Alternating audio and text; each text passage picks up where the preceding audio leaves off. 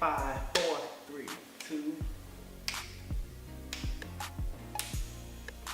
Hey y'all, what's going on? It's your boy Tevin. And I'm your girl Jasmine. And together we are the Millennial Advocates. And guys, we back with another episode of What's Really Happening. Then this is the show where we get down to the real questions and answer and have the real conversation that's well needed. We say that you can go to Wendy Williams for gossip, you can go to CNN for the news, you can go to MTV for music, but come right here to learn the hottest, juiciest, realest topics that social media brings up. Yes.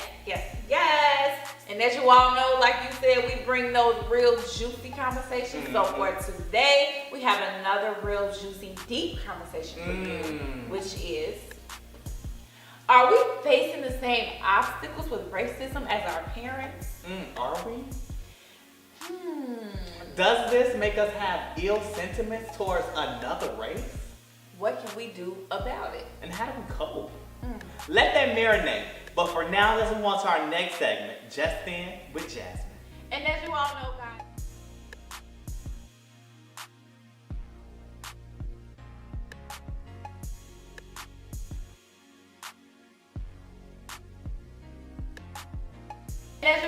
guys, this segment is where we bring up the most recent things that's popping in your TL2 date. So for this week, we have a couple, but we're going to go ahead and start with the fines that the NFL is putting on the football players for not standing during the national anthem.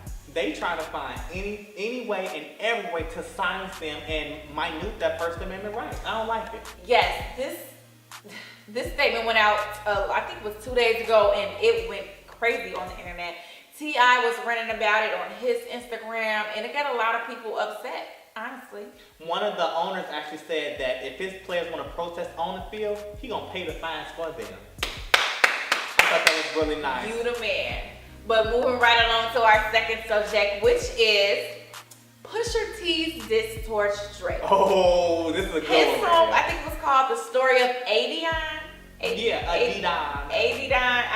But it was about Drake, and let's just say this man aired out all of his dirty laundry. He was saying stuff about multiple sclerosis, Drake having a baby. A hidden baby. Y'all think Drake got kids? I was gonna say if Drake don't have a wife or a kid by 40, I'm being that damn inbox. Okay, there's something going on, right? Well, there go your answer. He got a super baby. Thanks to Pusha T for airing that out for us. Yeah.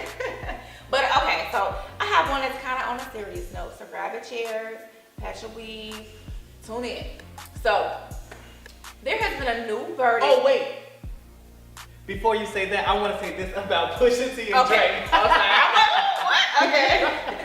I want to say this. I think Drake needs to back down from this. And why? Because Drake has more to lose and Pusha T has much to gain.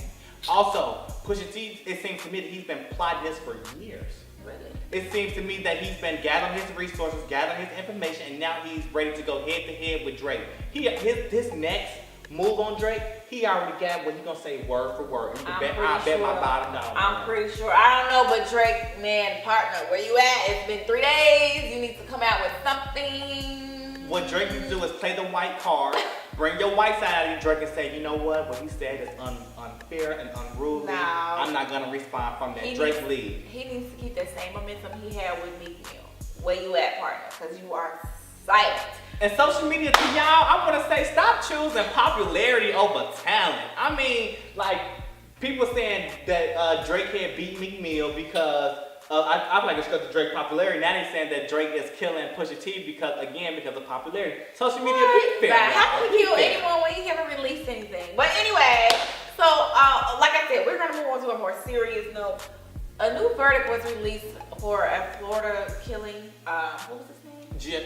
Gregory Hill. Gregory Hill was gunned down by the Florida Police Department in his own home, and his mother filed a lawsuit against the state of Florida. And guess how much his verdict was? $40 million and not a penny less. How much? No.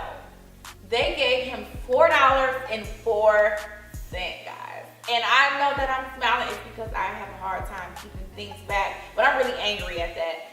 That's like a slap in the face. If you are going to reward someone $4, you should have not came with anything at all. Like they should have just made it like an L. Why give this man $4? I think that they were trying to make a fool out of him for one, and for two, to stop people from suing from them senseless killing our people. They gave that man $4. How did they split the money up? $1 went towards the man's funeral costs, and the other 3 went to his 3 children. $1 each for his 3 children for their pain and suffering. Tell me what message are they getting out to the world with that? Yeah, they trying to send a message, and what them kids gonna do with $4? Let's have a little fun. You can't even get a nacho with $4. You can't even go to the store and get 2 baby chips without needing extra money. It's sad. It's sad. They sending a message to us, y'all, and so look it up, guys. Raise hell, whatever you gotta do. What's his name? Gregory Hill. Gregory Hill, Florida. And the shooting and stuff happened in 2014. Yes, but they just reached a verdict, which was just this week.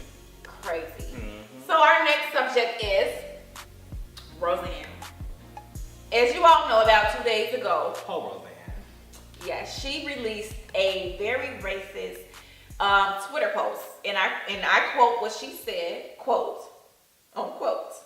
Muslim Brotherhood and Planet of the Apes had a baby equals VJ, which is about Valerie Garrett. Mm-hmm. So Valerie Garrett she had some type of ties with Obama. Yeah, and that he was her advisor. She was his advisor, and basically Roseanne, baby, you tried it. You say Roseanne did what? You tried it. I don't understand why are they continuously comparing black people with the apes. Like, let's play it out though. When I first seen Valerie, I didn't even know she was black. And I think that's what Roseanne probably was. I'm not defending Roseanne, but I think that she was thinking like this. The lady looked Hispanic to me. And then when I did my research, I found out that Valerie J has a quarter, 25% of black in it. Does that make her black? I mean, yes, it does. So we just giving out black cards to anybody. Yes, if you have an inch of black in you, baby, you know they're gonna label you with black. Okay, but that's all I have today, guys, for Just In with Jasmine. So let's move right along to our other segment, which is What's Really Happening, which is the highlight segment of this show.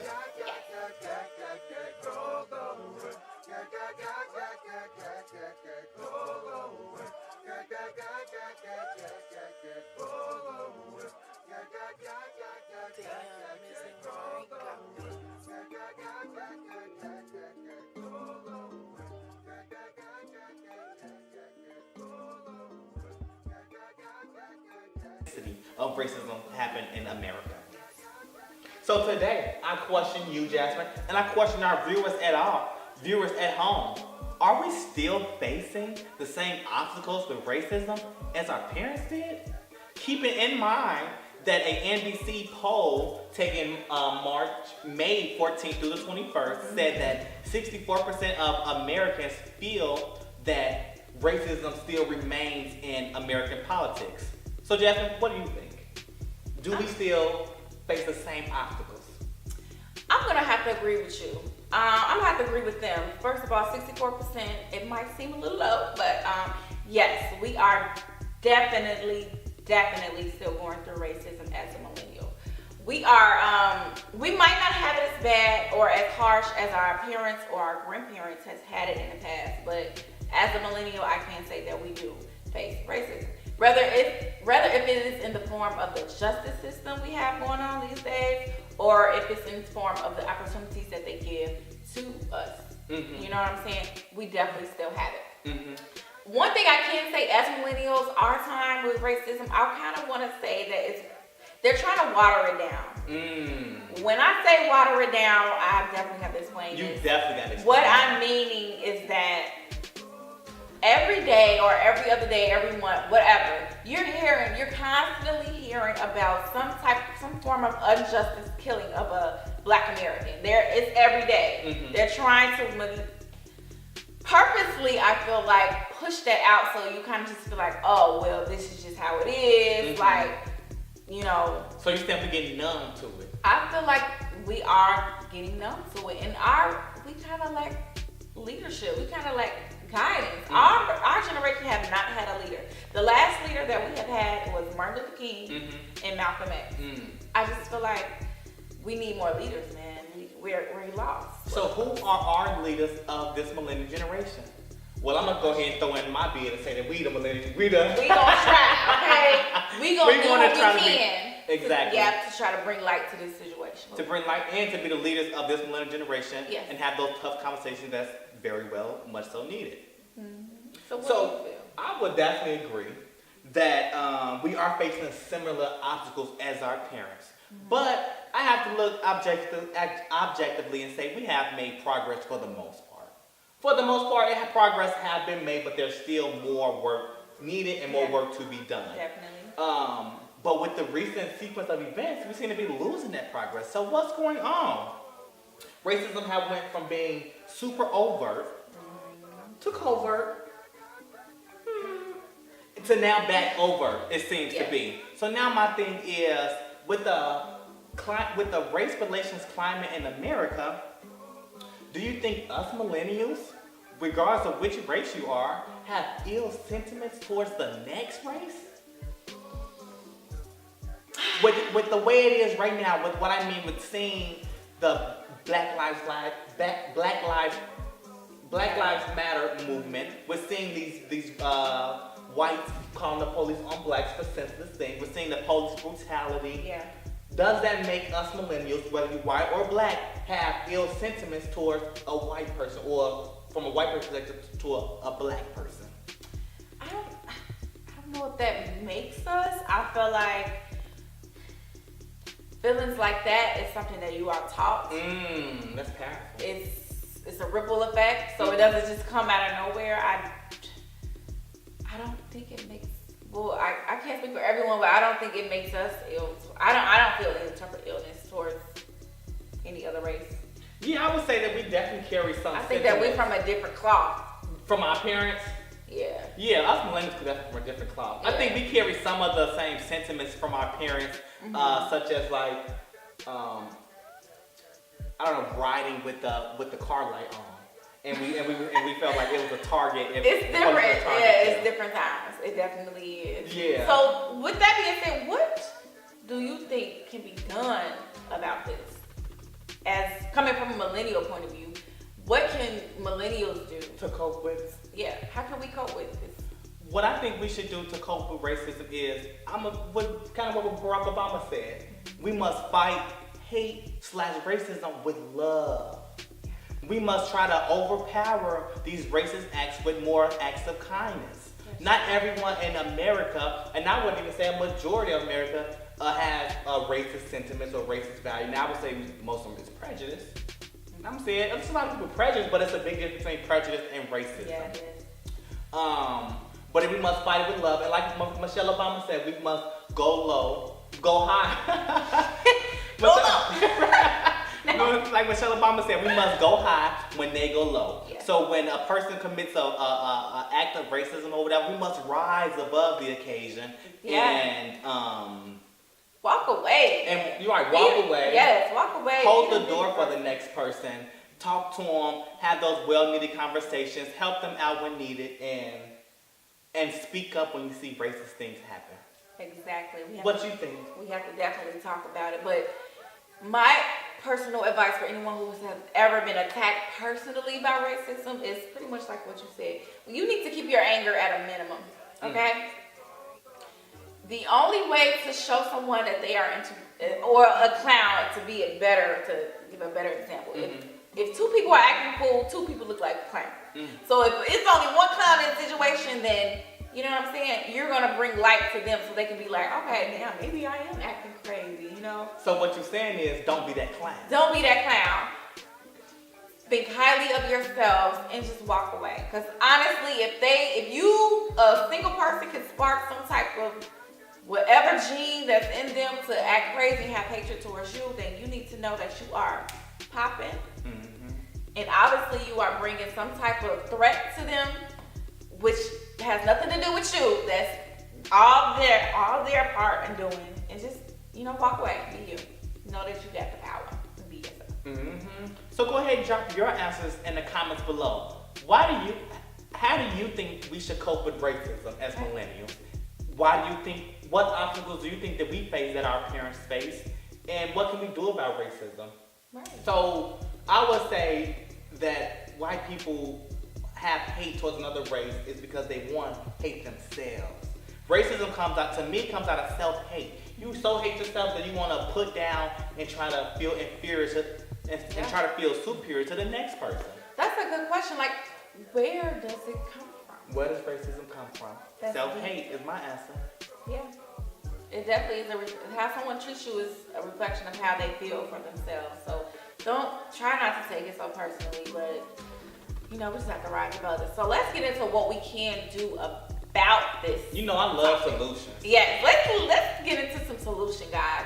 One of the biggest solutions that I feel that can be done about this racist issue is us minorities. We need to educate ourselves and put ourselves in higher positions to be able to show a better light in our point of view. Mine is have those tough conversations. Yeah. Have those one-on-one conversations with your white friend, your Asian friends, your Hispanic friends, so on and so forth. Have those race relations conversations because those are the most effective. Yes. I remember in my English class, and it was just in February, me and another classmate, he was white. He was saying how he was in an all-black community and how he felt like he was being discriminated against, and he felt like the blacks were being racist towards him because they was in a position to do so. He said that the school board of education was all black, the superintendent was black, the principal was black. So he said that the black is now in a position to be racist. He said that being in that situation made him have ill sentiments towards black people. And it kind of made him hate black people now. It did. That's how it did. Yeah, it did. But I want to say, he also said that during our conversation, he said that he doesn't feel those sentiments anymore, and that now he has a different viewpoint. But I want to say this: the most important thing that I was telling him during that conversation was, take yourself out of your shoes and put yourself in the next person's shoes. Exactly. And that's what we must do too, and that's what we can do about racism. Put ourselves in that next person's shoes. I really love that. Like, that just kind of sparked something in me. Conversations and communication is how we would change the world. Bringing it up, talking about it. Really? Yes. We must also read more, guys. Educate ourselves. Do not play the victim role all the time, man. Speaking of that victim role, to black people, we have to get out of this victim mentality. We must be, one, aware of our past, but we cannot let our past dictate our future. Guys, I feel like, let me get another one. Thank you. Yes. Hands across the board. So I feel like us as black, we put ourselves in a mindset to be inferior. We must level up our mindset and pull up our chair to the table. We gotta have a superior mindset first and get out of that victim role. Boss up, it's been done. I know you know someone who has bossed and leveled up their lives. If they can do it, baby, so can you. There's plenty of windows of opportunities that you can do. You just have to, one, believe that you can do it, for one, and educate yourself. Definitely educate yourself. And I would say, what else we can do about racism? White people, take a stance. Choose a side. If you're not saying anything at all, you're condoning it. So if you're against racism, when these acts of hate happen, speak up. And rally your friends. And to white people, have those tough conversations with your friends as well. That's what's needed. They gotta have a conversation. Yes. You know what I mean? Because if we're only the ones shooting at the problem, we're stating the problem. But if you're have that wall up and not hearing, or not willing to hear, or not willing to talk about it, we'll never get nothing done. White people, you must make a stance. You must have a conversation with you and your friends and your family. And I'm not letting us off the hook, okay? Oh, so you say black people come back? Yes. Okay, what else you got for us? Dear black people, we must, one, learn how to work together. We need to communicate together. Stop being against one another. You are better in numbers than you are being separate, okay? Once I think we close this gap between whatever we got going on between us not being able to work together, then we cannot reach our next level of dealing with this racist issue. Okay? Stop being against your fellow brother, your fellow sister, whatever it is. Just stop. We need to talk more, definitely. We need to hear each other out more. We need to be more understanding towards one another as well and work together. Okay? So guys, go ahead and drop your thoughts in the comment section below and let us know what you think what we could do about this ill race relations environment in America. And I want to say this as well. Do you think, Jess, and I'm going to pose a question to you and you guys answer it as well. Do you think in Texas, let me go back some. Okay, so in Texas, they had, they're not going to have like some Black history events in their textbook. Or some like do you think that would, like, not talking about our history, the racist history of America, would help the future generations with their race relations? That's a good question. No, because we don't talk about it now. To be honest, they don't teach our history like that anyway. But it's still there. I do not think that would just completely erase all of the problems that we have. No, I don't. Mm-hmm.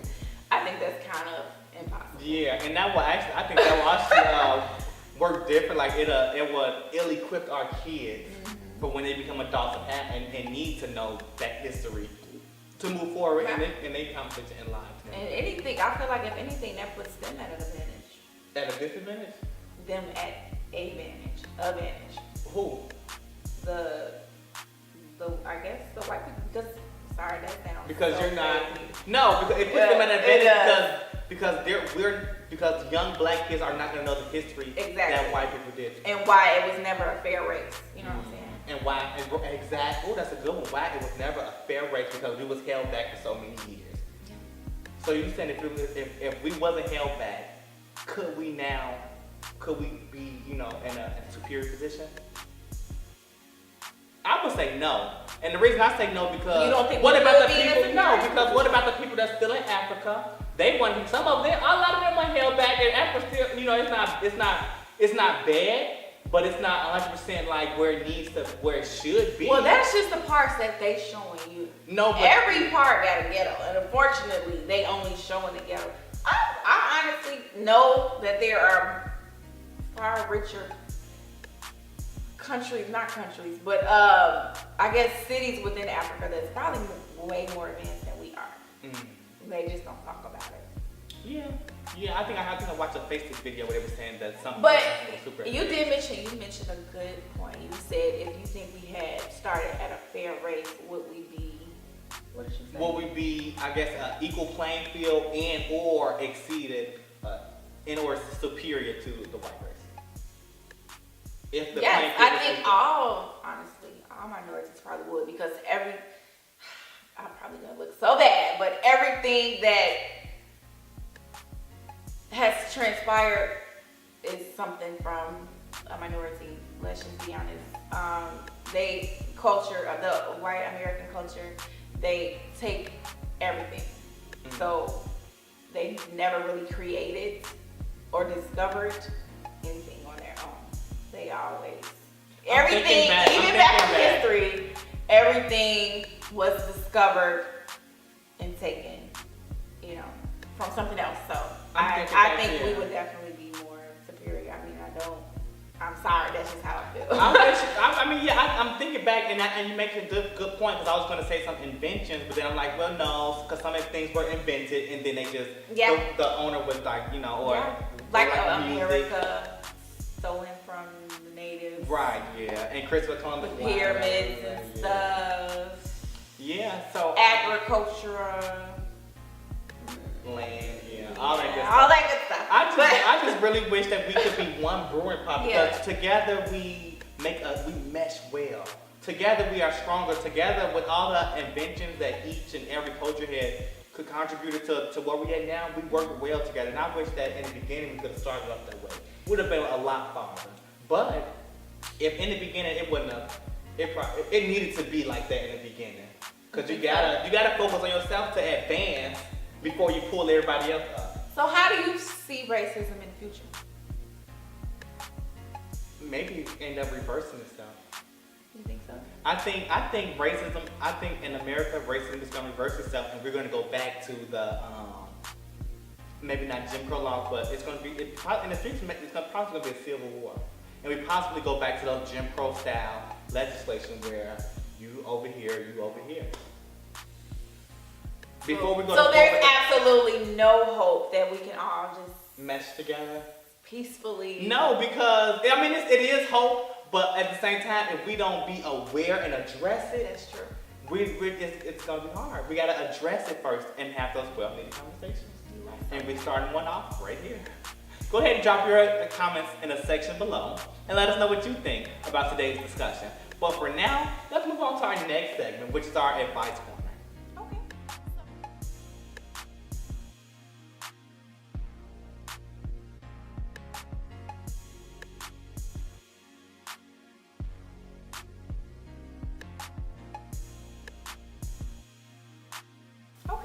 So the question that that was brought up to our attention was how would you deal with a personal attack of racism?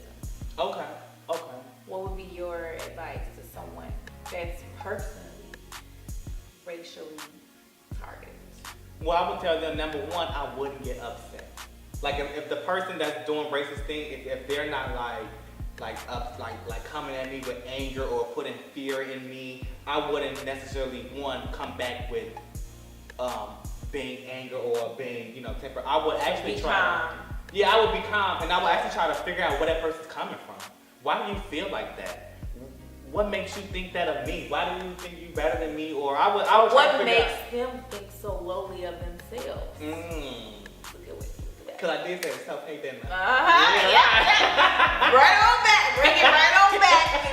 We have to see where it comes from first. Right, yeah. Why do you feel so threatened? Mm-hmm. Why do you feel like you are above me? Mm-hmm. Where's it coming from? So I would try to understand that, but what would you do? I would have to be like you. I would have to stay calm and just know that just by someone reacting towards you racially, that I already know I'm the shit, okay? Like, I already know that I'm the shit, and I know who I am as a person, so I'm 100% confident in myself, and nothing no one or anyone can take that from me. So if you hold on to that, then you will just walk away with your head held high and just know that you just turned somebody's feelings upside down just by being you. And that should be your power, to just know it and walk away. Exactly. Yep. And then like you said too, earlier in our discussion, you said that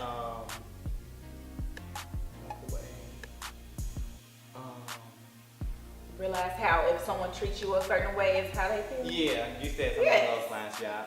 It has nothing to do with you. So I think one way we could move forward is to stop taking it personally.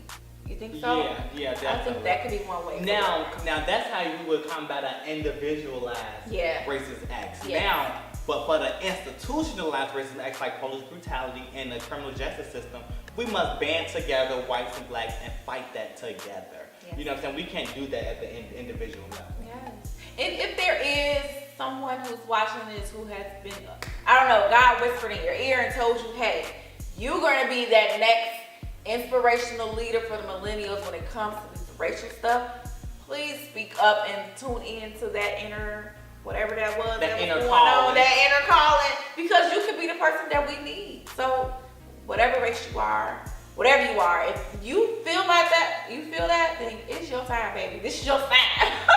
This is your time. We need you to step up. We need more leaders in this millennial generation to help us through this. We definitely do need more leaders. But that's all we got for you guys today. Go ahead and drop your comments about the show, about our topics, about the hot topics in the comment section below. We want to thank you all for tuning in to What's Really Happening. And don't forget to follow us on all of our social media, guys. Make sure to like this video, follow us, and all that good stuff. Thanks for tuning in. Thank you. Have a good day. That firm had attention.